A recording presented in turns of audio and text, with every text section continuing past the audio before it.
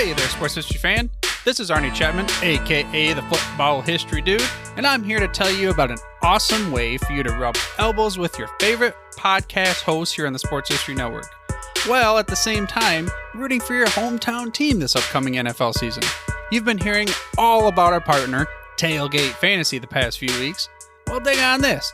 Tailgate created a special Sports History Network league for our listeners, so we can put the word fan back into fantasy football together. It's free to join, and if you do so before the season kicks off, you'll automatically be entered into a drawing for a free t-shirt from one of our other partners, Home Field Apparel. It's a win-win-win! So hurry up today and head to sportshistorynetwork.com/tailgate for all the details. Again, that's sportshistorynetwork.com/tailgate. Blog Talk Radio.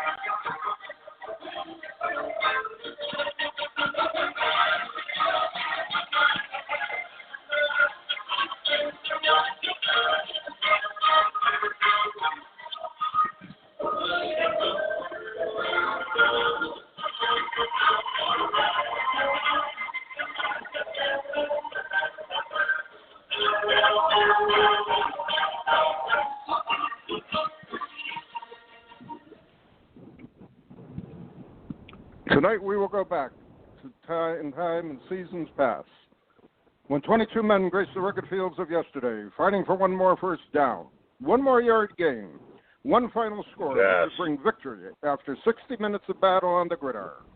Tonight we'll explore the world of gridiron greats.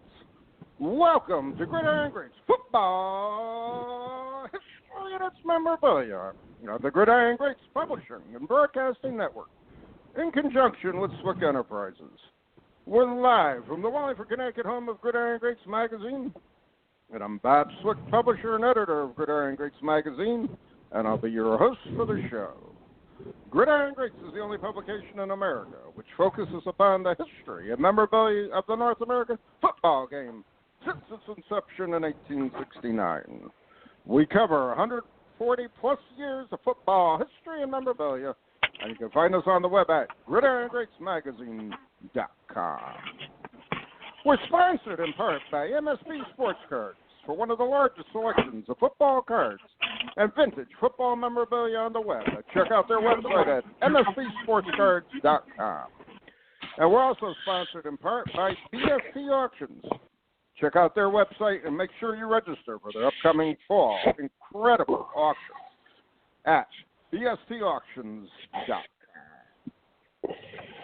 It is at this time I would like to introduce my co-host,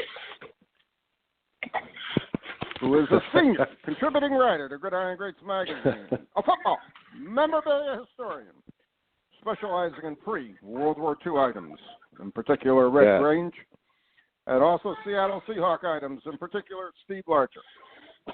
He hails from Portland, Oregon. Mr. Joe Squires. Joe, welcome to the show this evening. Excited to be here, Captain. I'm glad you made it home safe from the National, my man. And the topic of tonight's show, we're doing something a little different. We haven't done this in a few years. We're going to spend the entire 60 minutes of our show tonight, with the exception of several commercial breaks, talking about the National Sports Collectors Convention, technically not in Cleveland, Ohio, but a little outside of Cleveland, Ohio, that we were both in attendance at several weeks ago, actually a couple weeks ago. Yep. I can't think of anything that people would like to listen in on more than two old men talking about, the Sports Card National. Love it. I'll start off by saying it was very nice to see you, and I was very, very honored to be introduced to your wonderful son, Alexander there, who I'm sure had a very nice time He did. From what I could tell, looking at the stuff, talking to a lot of football icons of the hobby, and having just a general fun time with his dad, and a memory that he'll never forget, I am sure, for the rest of his life. Yeah. And that was pretty cool. And it was kind of cool because Xander's listened in on a few of the podcasts before where, he knows I do them. And one time, a couple of years ago, he's like, "Do you mind if I listen in?" I'm like, "Yeah, you have to be absolutely quiet." Yeah, of course you can do that. So he's listened in to a few. I picked him up in a car once when I was doing the show, but so he knows who you were. And he was very excited to meet the captain, as he says, and we lovingly refer to you as the captain or the ambassador of football. So he was, I get to meet the captain. He was excited for the National. I love seeing that excitement in young kids. I mean, he's 9.5 years old. He packed his bag 3 days before the show. He laid his clothes out. What are we doing on Friday? What should I wear? We're going to dinner with a bunch of collectors. Okay, so is this formal? Should I? Yeah, I want you to wear a button-down shirt. Okay, is this shirt okay? I mean, it was really cool to see it, and future of the hobby right there. We've said that, Bob. It's the future of the hobby. Where's it coming from? Not from Wax Pack rips, although we did that. That was fun. Well, I'll tell you, it was just so nice to see him and to see a young boy, and I saw a lot of young kids there who were genuinely excited about the hobby, generally excited about seeing the cards and the memorabilia. I'm sure they were very excited if they were getting autographs from their favorite players or whatever. And that to me was very, very nice to see. And I'll start off by saying I had this discussion with a couple of veteran hobbyists who, to me, were just a little too negative for me with regards to where they're seeing the hobby. And I said, hobby going, and I just said, if you see the sheer volume of young children with their grandparents or their parents or their aunts, uncles, whatever. To me, it still shows that there is strength in the hobby, and it just got to continue to nurture it. And as much as there's issues in football today, and there's issues in all sports, and I hear the arguments over and over again, I still say there's going to be a niche for young people to start to collect, and they're going to collect, and they're going to be collectors, through most of their life. And I can see that at this show. I was very, very pleasantly surprised by what I saw. Well, look, kind of a tangent. I mean, the entire show's built on tangents during story times. So, but my wife's sister, brother-in-law, and 3 kids were here. Well, one of their kids, got a baseball scholarship for Virginia Tech, where he's a pitcher. And their dad was a professional pitcher for 2 years. So chip off the old block, pitcher. Well, we all went to breakfast, and and somehow the conversation turned to sports cards. And here's a 20-year-old kid who's talking about sports cards, and he's like, "Well, tell me about this one and this one. And do you have a Mickey Mantle card? And do you have this?" And we just started talking about cards. Next thing you know, he was on a website. He's like, "Well, how'd you get into cards?" And I told him, my story of Wax Packs, when I was 7 or 8. And his dad's like, "Yep." I would go into my dad's suits, and when he came in from work, and I'd shake him and listen for the jingle, and I'd pull the change out of his pocket, and I'd go buy nickel packs, or and he's like, "I think my dad put change in there on purpose because he just loved seeing me come home with cards." And that put a smile on my face.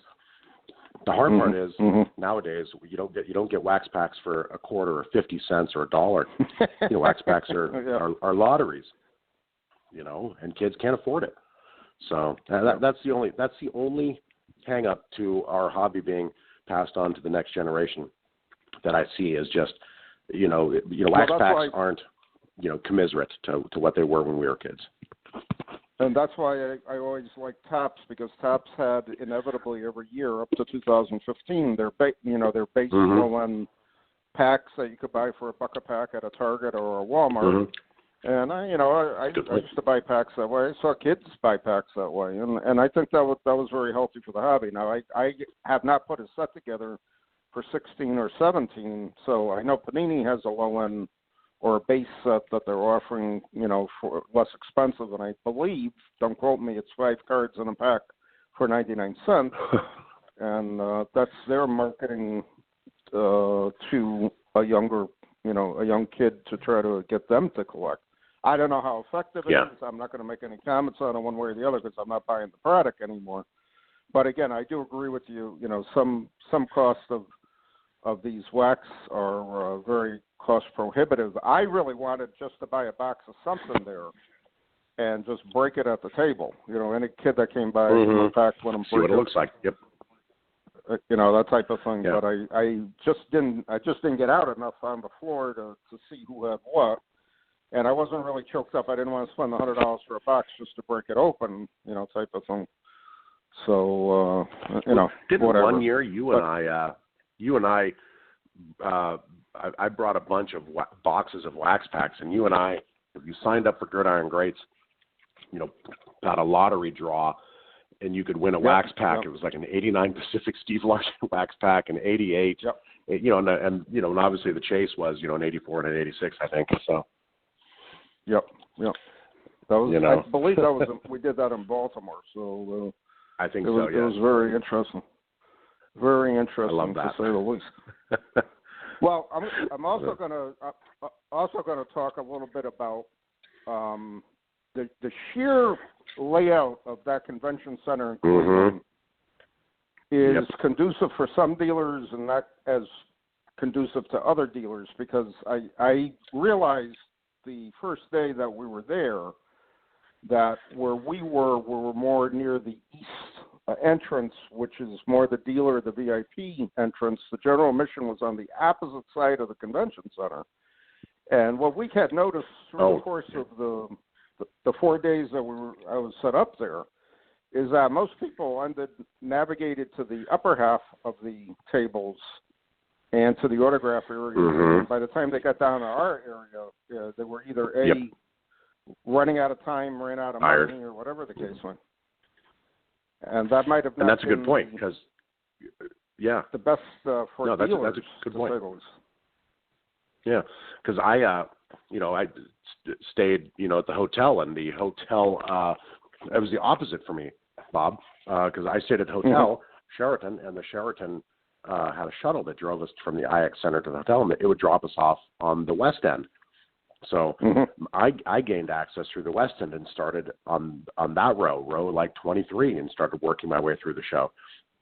I didn't make it all the way to rows 1 and 2 until the last day of the show. So I had no idea a lot of the big auction houses were down at that end. So I did it the opposite way. But you're right, I didn't make it to the other end until later on. But the main entrance was on that east end. I didn't even think about that. Yeah, so it's a comment I heard from several dealers in our general location. We were in tables 1824, 1828, which was row 1800. So we were, like I said, very to the other side of the convention center, and it was, to me, that was a scenario that I saw. Chicago, for whatever reason, seems to be more open, and because there's only one entrance for the admissions, it seems like everybody, kind of just goes through the show from a general or a base starting point, and then they work their way around, so on and so forth. So I think it's a little more, or a little better for the dealers, even if the dealer's in a more obscure location, that the people will pass through it, type of thing. Cleveland, I remembered that from 4 years ago when I was set up there, that was an issue there with people walking around. Atlantic City was completely different because, again, there was only one entrance there, and where we set up, we were very close to the entrance, so it was kind of interesting to see. Some people actually stopped as soon as they walked in, and then other people made a really quick walk around, and then came back, and studied the table a little more closely, type of thing. So, all right, let's move on here. I did not get a good, I'm going to apologize because I did not get a good walk around of the show. I went to several dealers, and I knew I was in hot pursuit of trying to get one Topps insert, the 1965 Topps Rub-Off Magic Emblem of the Raiders, to finish my set.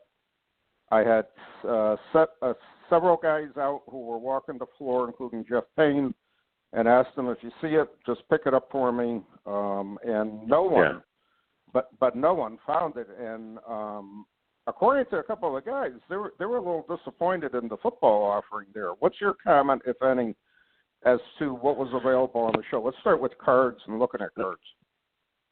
Yeah, and we briefly discussed this while we were at the show, but I didn't notice a lot of vintage.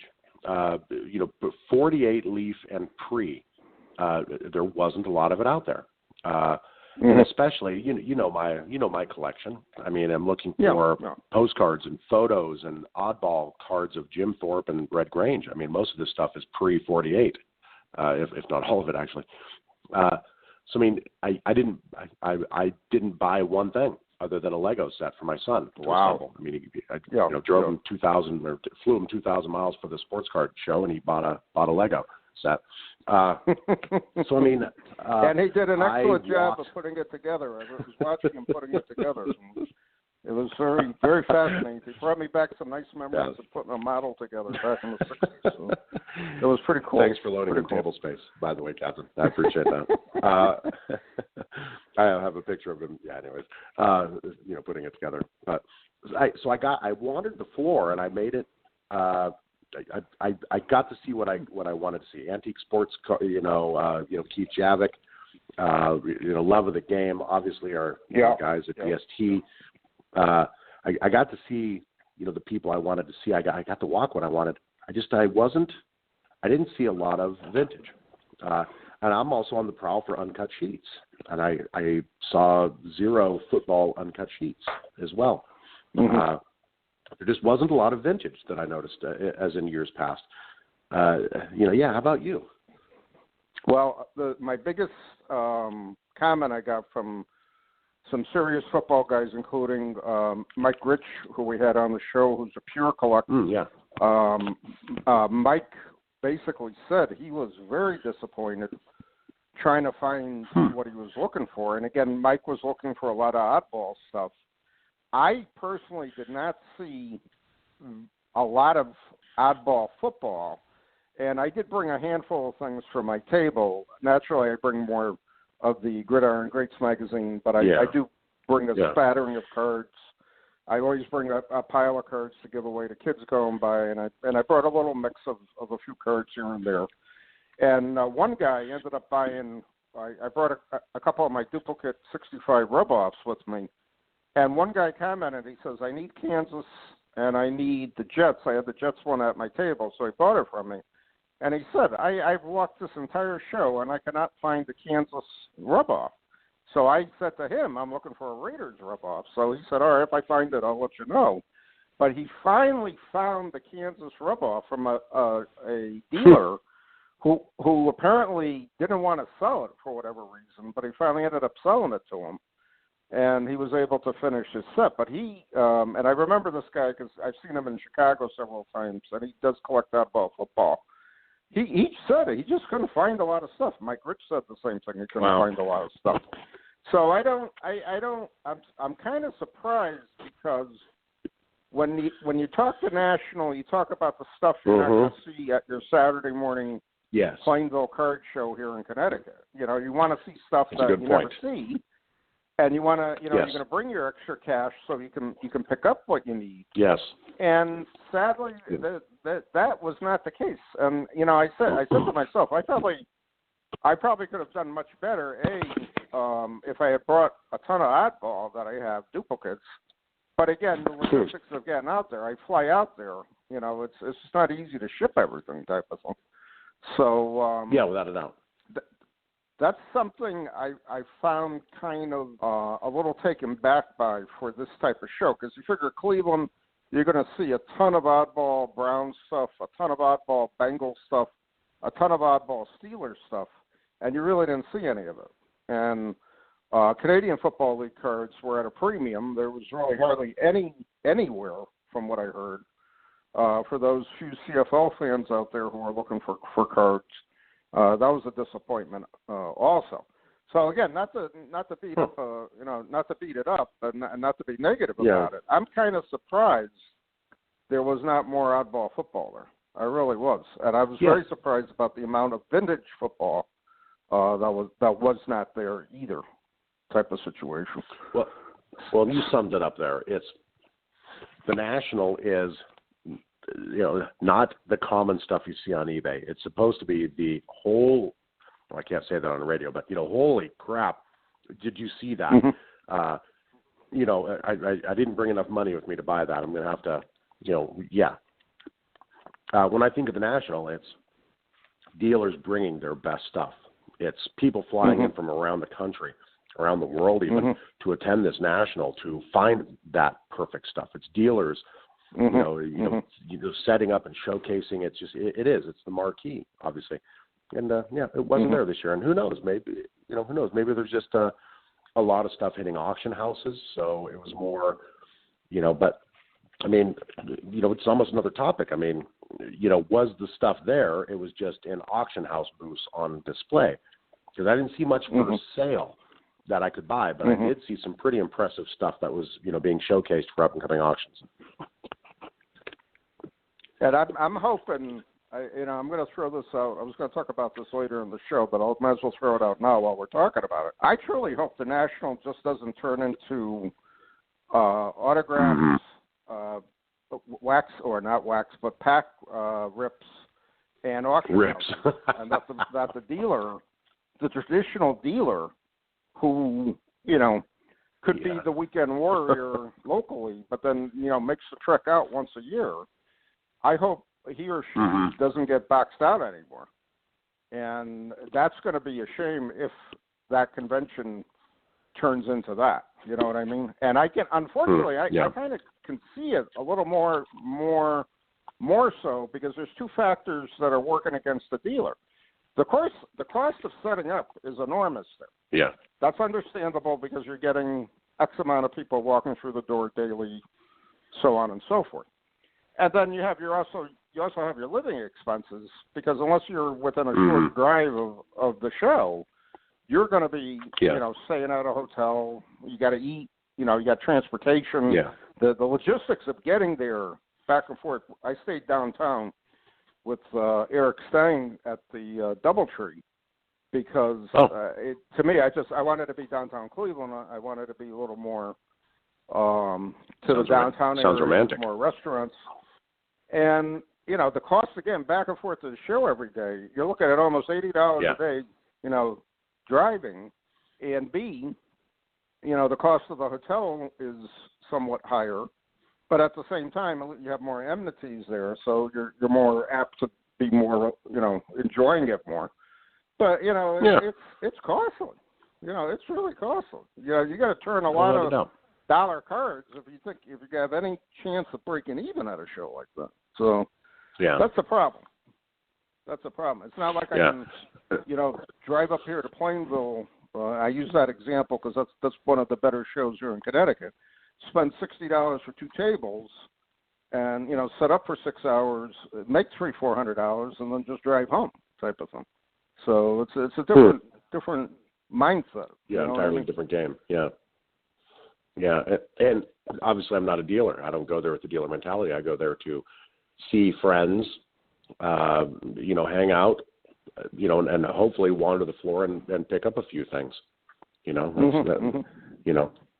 Well, all right. We were a little short on content there. Finding cards and sheets and stuff, but it was a good show. So I like I mentioned, I go to the show to see people. So who did you see there that you were impressed with? Well, it's the socialization of the hobby. You and I see people we don't see all year. Me more so. I'm talking to dealers who I've known for 20, 30 years now. From various shows, so on and so forth. Yeah. I see writers that I know for the past 20 years, that kind of thing. So it's the socialization. As Brenda always says, it's my hobby vacation that I take once a year, and I do enjoy it, and I do come back refreshed from it. because it is nice to see everybody. It's nice to talk to everybody. It's basically 5 days of nonstop, talk, cards, Yep.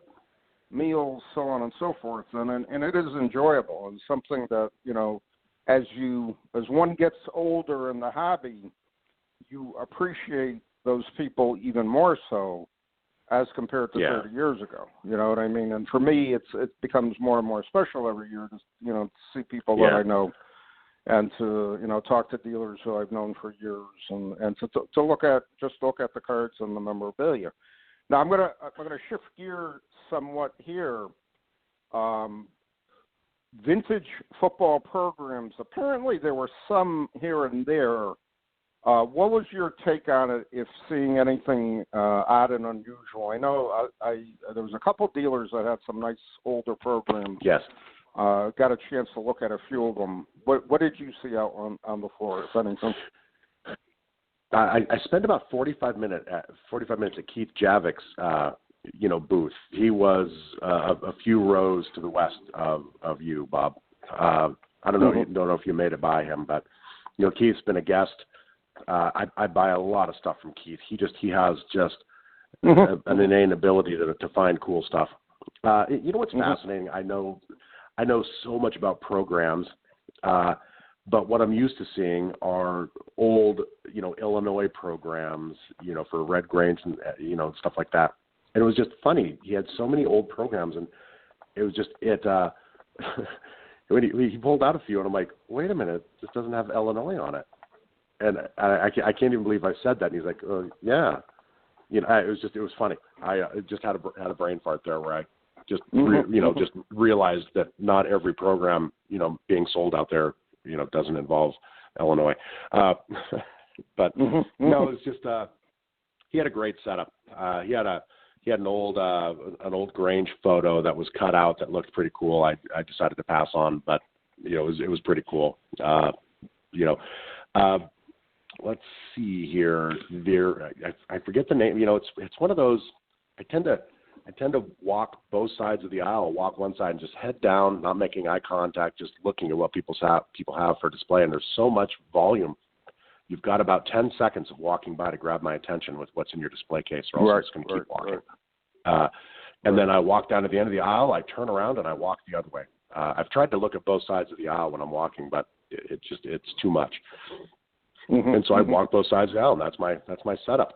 I usually carry a map of the National, and if I see something I like or a booth that's curious, I pull out the map and I mark it, and then I keep moving.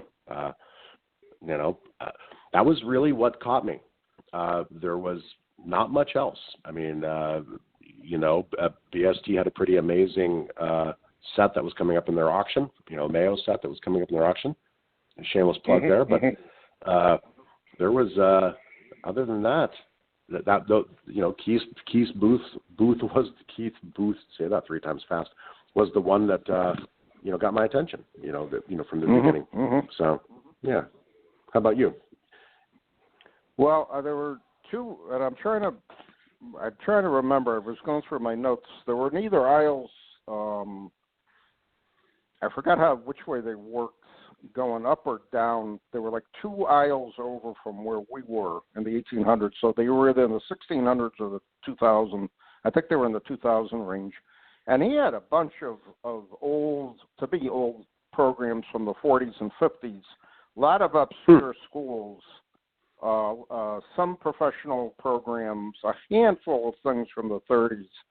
And unfortunately, I just didn't have enough time to go through what he had. I did ask him if he had anything old from the Packers, and he said he did not have anything. He had more regional stuff, more college stuff. So I quickly looked through what he had. But I know he did have old programs, and they were relatively nice, and they were competitive with price. He was not overcharging for them in any way, shape, or form. And I know he had. It's tough because you've got to man the booth as well. Yeah, well that's the whole thing. I mean, I just can't spend the time walking around, which it kind of reminds me, and I was going to talk a little bit about this, but I can interject it here. I remember the times that I went to the National way back when, Atlantic City, the first time I was in Atlantic City, And it was such a joy to walk around for 2 days and just go through everything possible. And the whole complexity of what was on the floor was a lot different than what it is today. So you could find a lot of vintage stuff. You could find a lot of old stuff. You could find a lot of cards you were looking for to finish sets at the same time. So it was kind of cool to do that. Wow. The first time in Baltimore, I went for one complete day, and that was nice, just walking around.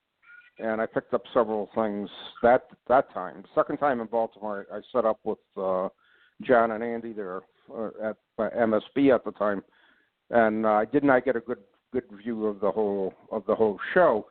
But again, that dealer I saw, and I did see his stuff. Keith's booth, I was able just to go in real quick, and I just basically said hi to him, and he came over to our table and talked to us a little. And that was really it. There were apparently a couple other dealers that had some nice vintage programs, vintage paper, but I did not have enough time to actually go through and see what they had. I did meet a couple of old pocket schedule collectors who I actually corresponded with over the years. First time I ever met them, which was kind of funny. And they were showing me some of the stuff that they picked up, some early schedules from the 30s and 40s, baseball, nothing for football. But it was pretty cool stuff to see. But again, that's the stuff, like you said before, that's what you're expecting to see there. Yes, absolutely. That's what you're looking for more than anything else. So that's the stuff you want to see. Unfortunately, you and I should have a list of you and I should have a list of a dozen things each that blew our socks off. You know, and it's got to be tough on your end. Bringing my son to the National was a conscientious decision. It's like I also recognize that he's not going to want to wander halls up and down. You know, I gave him his own money. Said, maybe back here in an hour, and then I'd walk. So there was, so I didn't get to walk it as thoroughly as I usually do in the past as well. Mm-hmm.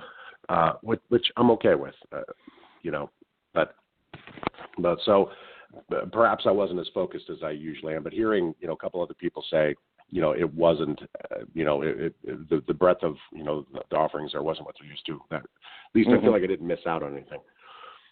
And the one thing did you buy anything?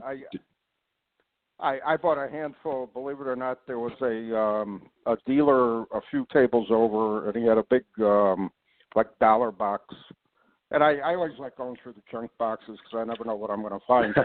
So long story short, I spent a whopping $10 at the National on some 1971 Kellogg's football cards that were in beautiful condition.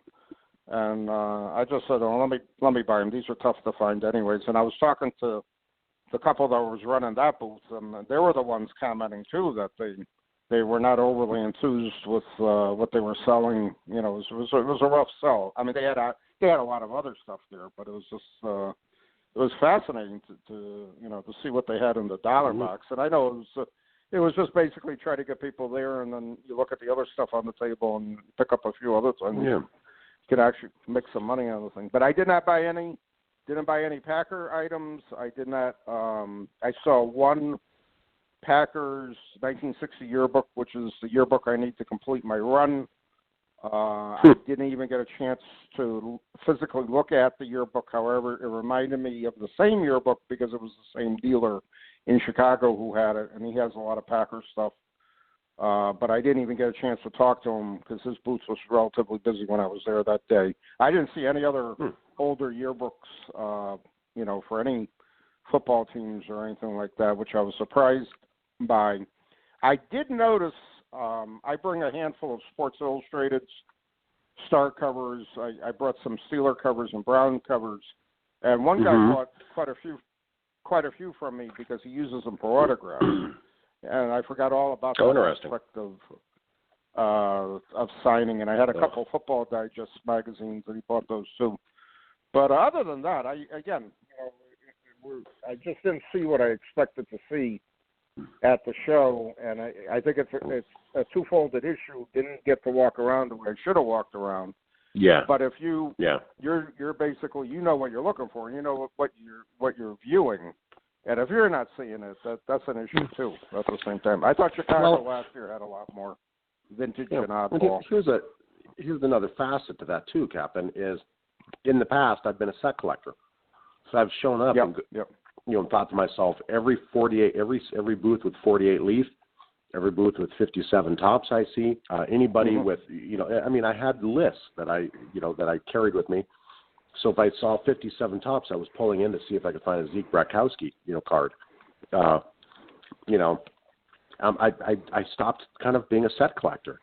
Now I'm more of a vintage, a vintage collector. So if I walk by and I see somebody with, modern football sitting there, I'm going to keep moving because I'm not, So a lot of it's how my collection has evolved or devolved, depending on how you look at it. So maybe that's part of it. The National is amazing. It's, there's always a diamond in the rough out there.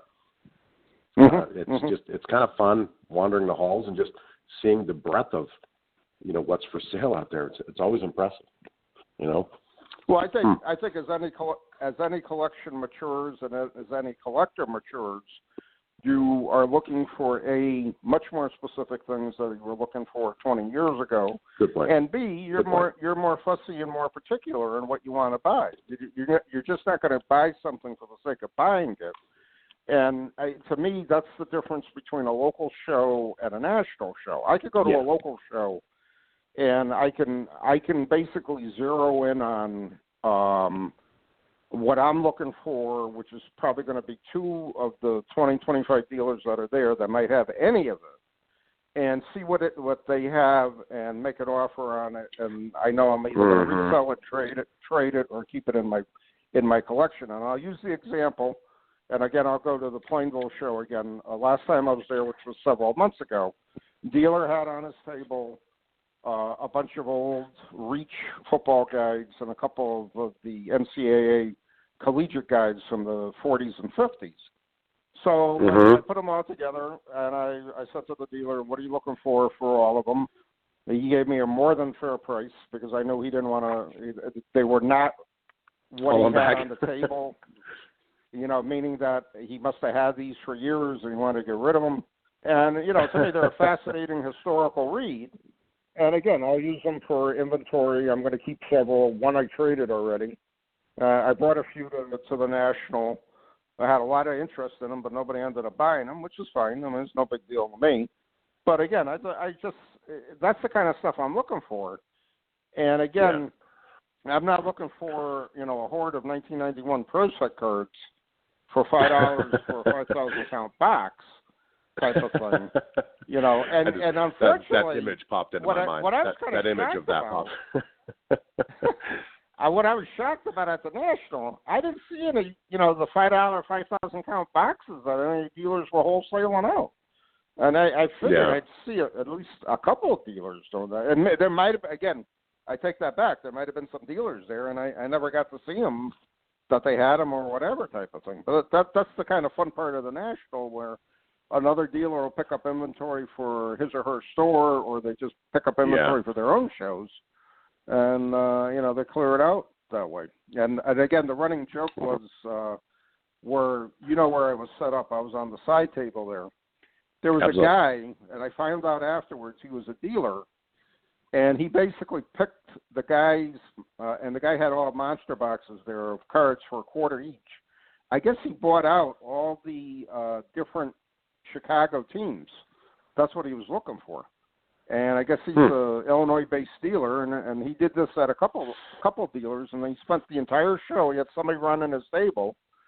I don't know if it was wife, the kids, or whatever, and he was just picking cards for his own inventory. So I thought that was pretty interesting to see. So, but again, that's a classic show. That's what you do at a bigger show, especially if you got a store and you got a big local following type of thing.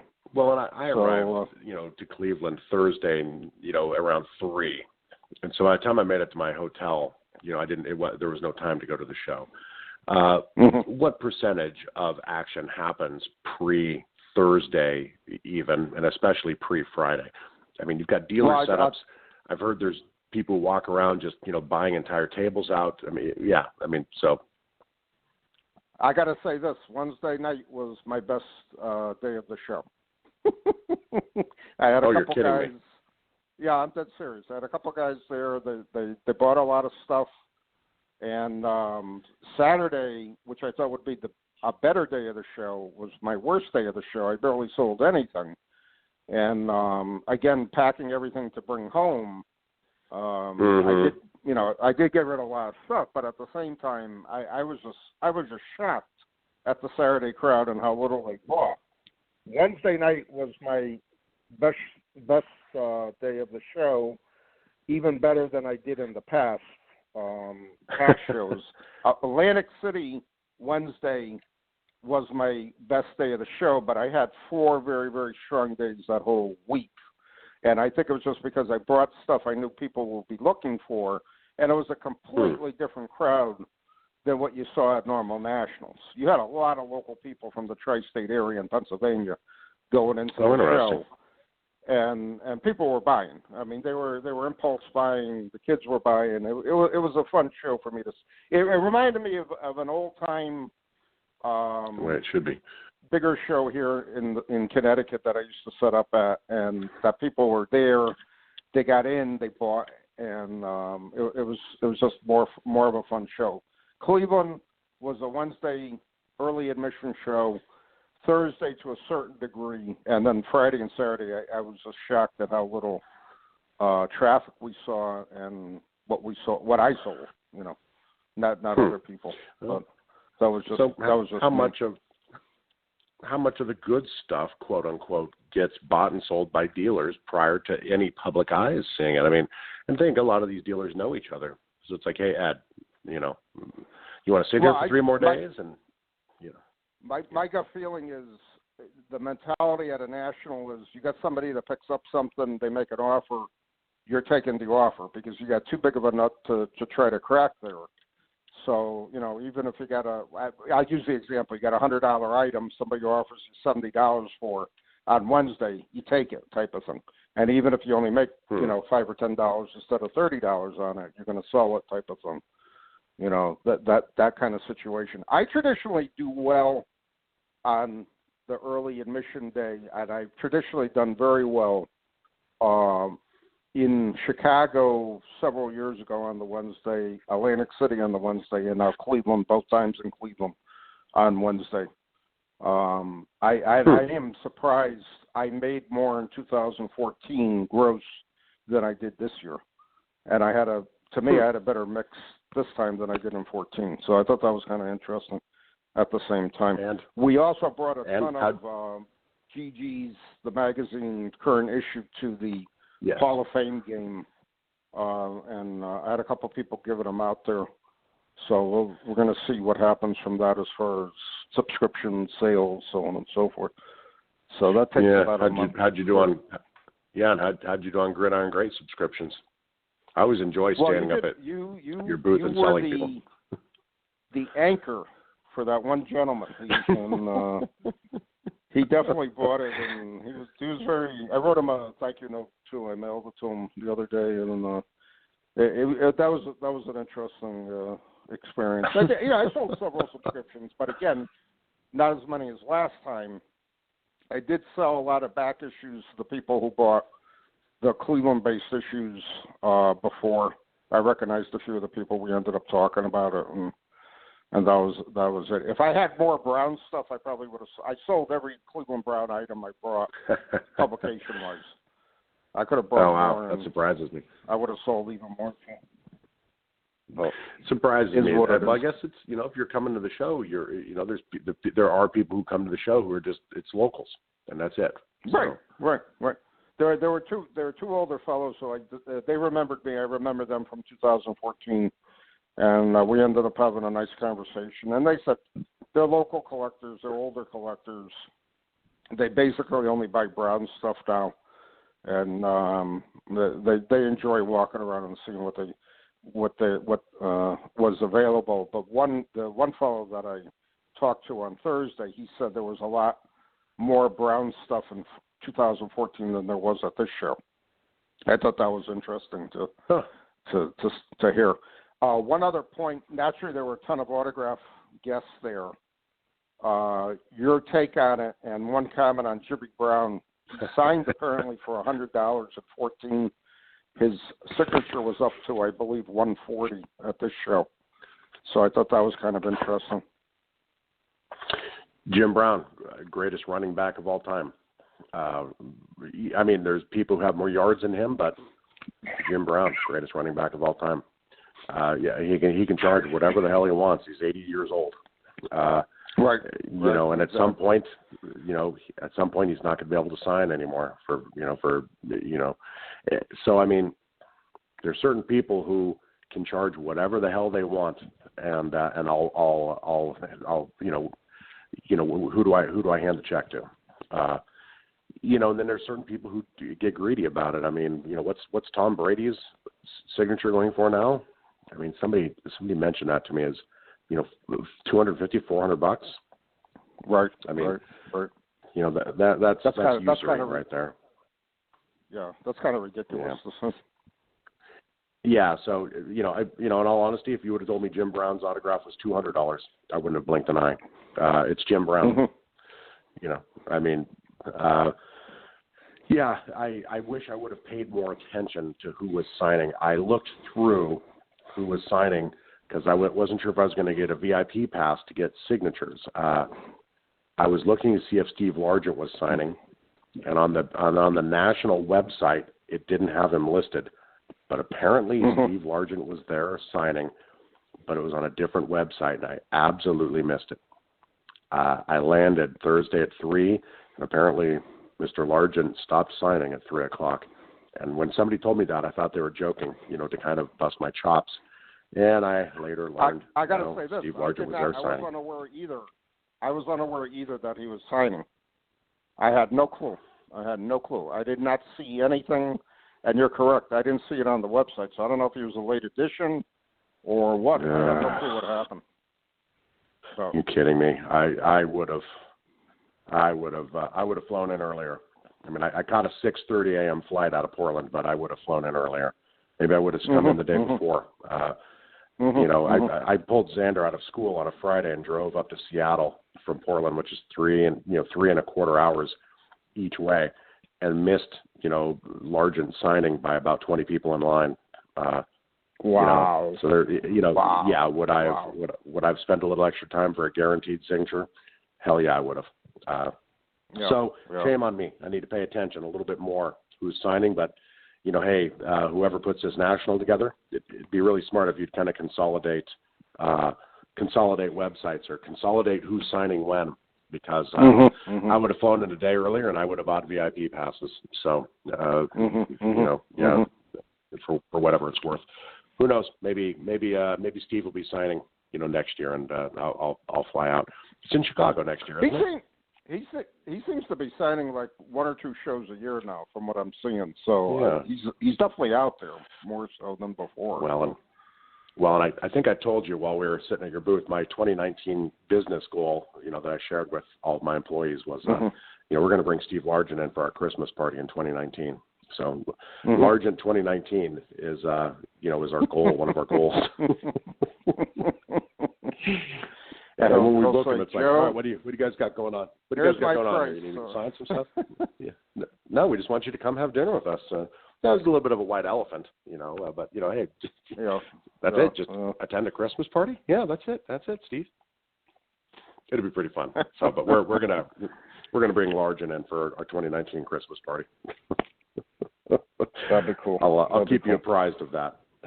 Well, let me know, because maybe I can sneak in the back door there and surprise you. Brenda and I'll come in for the dinner and just say we're East Coast customers of Squares Electric there, so that would be funny. That'd be funny. Oh, I want to touch upon a little too, and I know you saw it more than me. There was a bunch of unopened football wax at I don't know if it was at auction or fill me in on that, because I didn't get a good handle on that. The BBC, BBC, excuse me, as always, just off the hook for what they have offered. And I sold all of my wax, about 3 or 4 years ago after hearing some horror stories about wax from a couple of our guests. And 84 foot. I mean, I've got my thumb on the pulse of what that stuff should cost and what it looks like. And it was just, I remember buying boxes of 84 football. And my rule of thumb was, if it's under $500, $450 to $500, and it's in good shape, buy it. At one point, I owned about 20 boxes of 84 tops, and then I just started selling them. Well, they had 84 tops up for sale, BBC sealed, for $1,200 there. And I'm like, man, the price of that has gone up. That has tripled in probably 6 years. Name another commodity that has tripled in 6 years. It's just, and they're not making it anymore. Well, there's a guy named Jose, who lives in, Pennsylvania, who's making more of it right now. But, that's for another topic. That's the skeptical side of me with some of this stuff. But amazing just to see. I brought some 86 Tops football to our dinner, and we opened up. I love how you slow rolled your wax packs, Captain. You're definitely old school. I love seeing it. It was you fun. You did a great job. Yeah, the gum wasn't so good. Say that again? The gum wasn't so good, but the cards were good. Yeah, no. I still don't suggest eating because I saw a few people do that. And I don't think that's wise, but it's so much fun to open an old wax pack like that. And talking about the 84 wax, I can remember shows in 85 and 86 where you would see the black line through the back, so they were the Tops returns. Yes. A lot of dealers would have. Yes. But they kept saying, there's a couple good cards in this 84 set, Marino and Elway. I don't think I want to sell these boxes for $10. I think I want $20 for it. And at that time at a show, like, oh, come on, you're crazy. We know you paid $5 a box for them. Why do you want to sell them for $20 for? Why don't you want to turn them over? A couple guys, no, I'm gonna hold on to it, type of thing. So who knows? Show an 85. I'm set up to one of these guys, and I'm saying, well, I said, would you do any better on 2 boxes? He said, well, you're a dealer. He said, I'll give you 2 boxes for $30. I said, okay, that's fair. And I remember breaking open one of the boxes at the show. It was pretty slow. And I forgot how many Marino and Elway rookies I got. So I would sleeve them, and I would put them out for like $2 each, and I would get them. And, I thought that was phenomenal. I'm getting $2 for a card out of the 84 pack. I held on to that other 84 box. 88, 89, the explosion starts. And I think I got like $60 for the box at that time. So I made a ton of money, Joe, on that. Wow. Ooh, that really put me over. So, but again, those days, that's how things operated, That's why I'm just so floored at the prices of wax. It's just amazing to me. Truly amazing. Well, I got an even better deal. I remember walking into a 7-Eleven and plunking $1 down and getting 4 wax packs. So, it's all this stuff goes up, and it's amazing. They're not making. It's amazing. They're not making any more of it. So, Chicago show last year, I brought a couple 78 packs, and 2 guys who I knew were collectors. I only had 2 packs.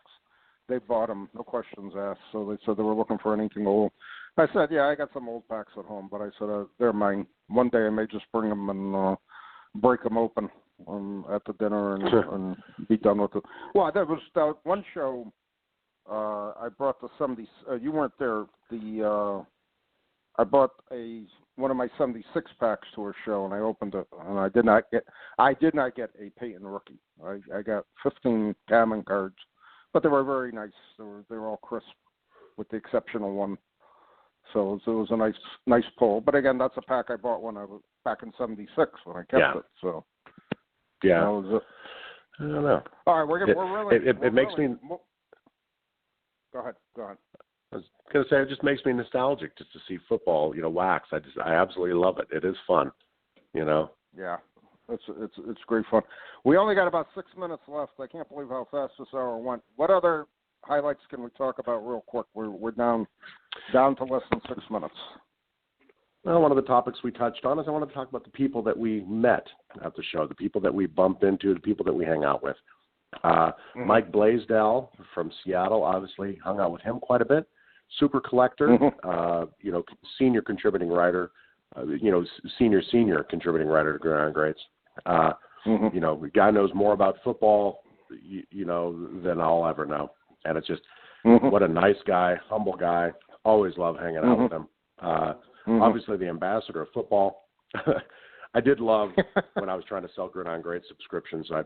People would walk by and I'm like, I look for anybody wearing anything football.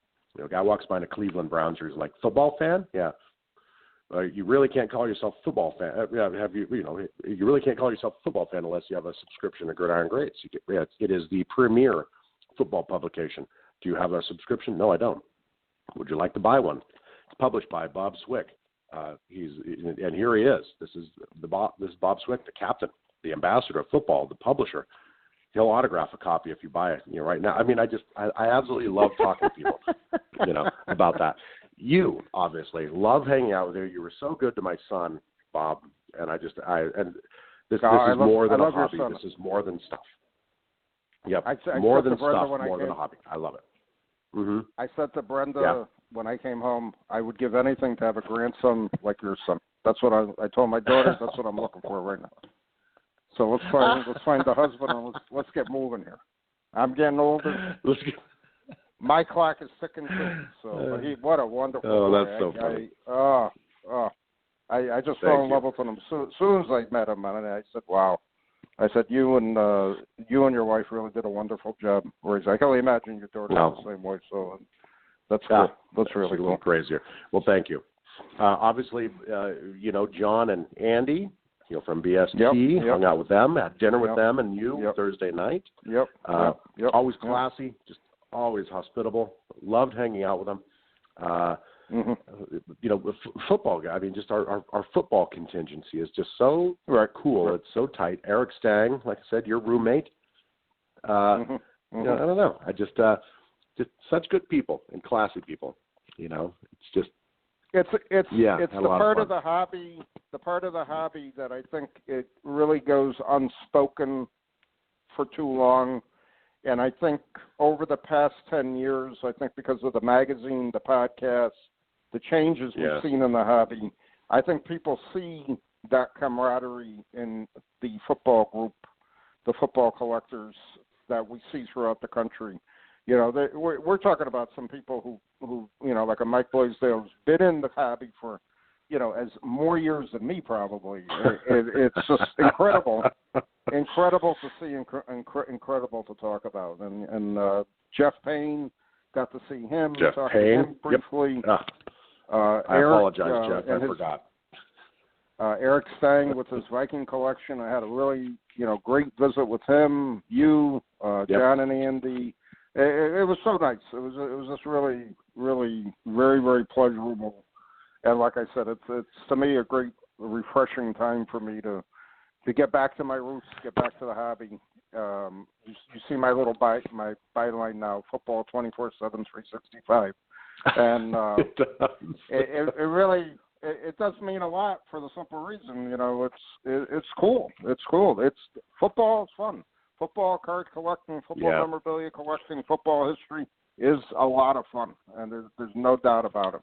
All right, we're down to a 2-minute warning. I got a quick commercial break here. Again, check out MSB Sports Cards at their website, msbsportscards.com, and BST Auctions, bstauctions.com, for an incredible auction coming up that we're going to be talking about on a future show of your 1894 Mayo cut plug set. Wrapping it up. Mayo. Hand off to you. Got a minute and a half. Final thoughts. In 1.5 hours, I will be taking my son to football practice. 9.5 years old, his first football practice. He's nervous, but looking forward to it. I'm taking a fold-out chair and a cooler with some Gatorade and water for some of the other kids that we know. Football practice. Cool. Football. Cool. I'm excited. Wow. What a day. You got a podcast and you got your son's first practice with that. That is really football cool. 24/7. Football 24/7, sir. That's great. So That's great. I'm excited. Well, the coach picked him out about a year ago. We were playing some football up at a park, and he came along, and the coach came along with a couple of his kids, and Xander wanted to play, and half an hour later he's like, "Hey man, you want to come out for football next year?" So wow. I'm pretty excited. Unbelievable. 30 seconds, my quick wrap up. Again, I treasure the time that I have talking to the football hobby icons that I was able to talk to during the week. The Blaisdells, the Squires, the Beckers, the Spanos, the Stangs, the Paynes. It's just so great, so refreshing. It's wonderful to talk to. And that's where I'm going to leave it Absolutely. right now because we're out of time. We're going to have a couple of shows coming up at the end of the month. I got a few guests coming, lining up, and we'll be giving you information. Thanks for listening. Joe, thanks for being on. Enjoy the practice. And we'll be talking. It was a pleasure, sir. In the very near future. Take care.